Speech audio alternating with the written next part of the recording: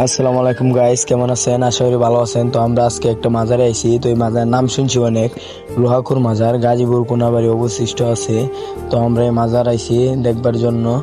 তো আমরা মাজারটা ঘুরতেছি, ঘুরে দেখতেছি চারপাশে অনেক। কারণ আমরা মাজারে যাব, মানে মাজারের দোকানপাট, মাজারে যাচ্ছি এখন। মাজারের কাছে এসে পড়ছি দোকান, এখন মাজারটা আপনাদেরকে দেখাবো। তো মাজারটা দেখেন, আমরা মাজারের কাছেই আছি। তো বেশিক্ষণ লাগবে না, আমরা এই যে তো মাজারে এসে পড়ছি। তো মাজার দর্শন করার পরে একটি পুষ্করণী আছে।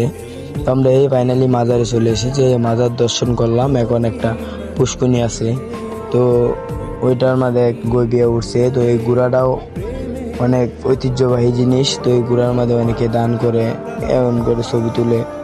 তো দেখতে যাচ্ছেন আপনার অনেক মানুষ, এই জায়গায় অনেক মানুষ আছে অনেক দূর থেকে। এই যে এখন পুষ্করণীটা হচ্ছে, এটা এই গজার